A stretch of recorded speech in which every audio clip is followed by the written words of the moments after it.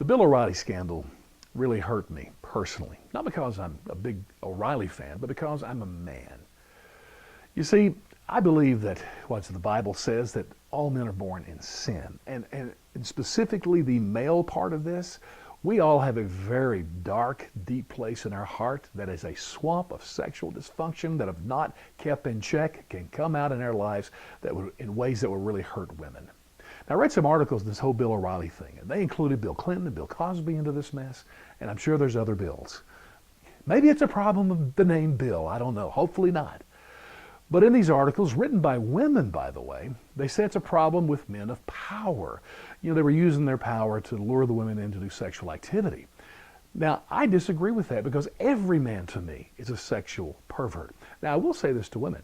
You guys have a problem in the fact that you are attracted to these men of power. Never quite understood that. I mean, add rock stars to all the bills. Women throw themselves at these people. So they naturally think everybody wants them.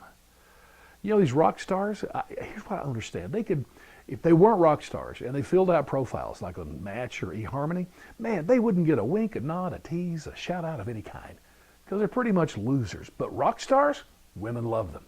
Can't figure it. But sexual assault, my friends, that is mainly a male problem. And I realize there's girl teachers in junior high out there that's, you know, playing around with their stinky students, which, whew, that's an unsolved mystery to me. But the vast majority of sexual assaults are men. I mean, think about it. How often do you hear this report? Dateline, Tuesday, man jogging in park, woman comes out of the bushes and sexually assaults him. And then later they interview the guy and they say, hey, did you see her? Oh yeah, she was blonde, maybe 100 pounds, kind of cute, and she just came out of nowhere. No, you don't hear that. And girls, teenage girls, listen to me. And I know I must have like 0 watching, so if you know some, share this with them.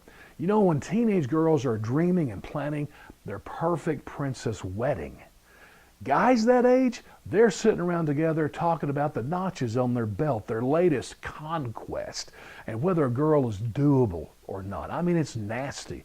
And that tape of Donald Trump, I wasn't surprised by that. I was surprised by the Democrat men, headed up by Joe Biden, saying they'd never heard that talk in their locker rooms. Like, what? Are you a complete liar or what? No, they did. And so the point of this, for me, is very simple. The problem is not just with bills or men of power.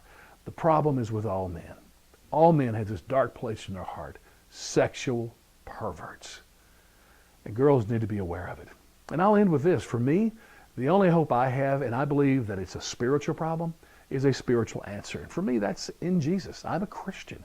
And that's the only power I can find big enough to overcome this problem that all men have of sexual perversion.